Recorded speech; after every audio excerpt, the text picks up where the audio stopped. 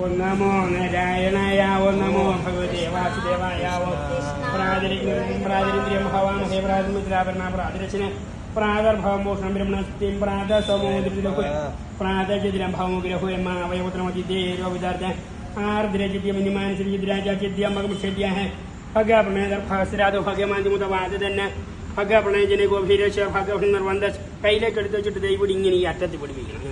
അങ്ങനെ കൈ വായിലേക്കൊന്നും പോകുകയൊന്നും ചെയ്യരുത്, അങ്ങോട്ടും ഇങ്ങോട്ടും പോകാൻ പാടില്ല. ഇതെല്ലാം കുറേശ്ശെ ഇങ്ങോട്ട് മാറ്റി ഇതുകൊണ്ട് ആദ്യം ഈ തേൻ 3 പ്രാവശ്യം കുഞ്ഞിൻ്റെ വായിലേക്ക് നാക്കയിലേക്ക് സ്വർണം പറ്റണം.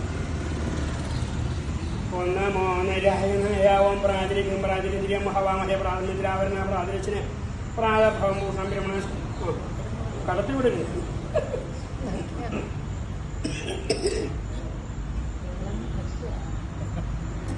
ചില ശ്രദ്ധിച്ചണം കുഞ്ഞാവയുടെ വായിൽ ഇതെല്ലാം ഇങ്ങനെ കുറേശ്ശെ ഇങ്ങോട്ട് മാറ്റി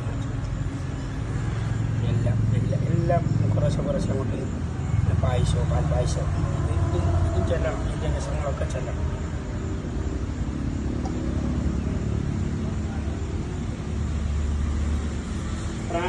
പ്രാതിരിന്ദ്രിയം ഹവാമഹേ പ്രാതിമിത്രാവരണ പ്രാതിരചന പ്രാതർഭവം ഭൂഷണം ബ്രഹ്മണസ്പതിയും പ്രാത സോമോദിര നല്ലപോലെ ഒന്ന് ഞെക്കി പിഴിഞ്ഞെടുക്കണം പുളിയെ.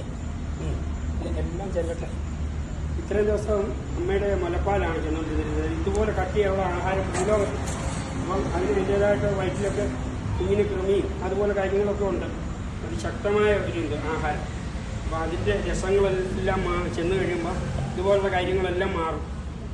ഇഞ്ചി തൈര് ഉണ്ടാക്കി കുഞ്ഞിന് കൊടുക്കും. ഇഞ്ചി തൈര് പുളിയെല്ലാം ചേർത്ത് വെച്ച് 3 പ്രാവശ്യം കൊടുക്കുക. നല്ലപോലെ ഞെക്കി പിഴിയണം.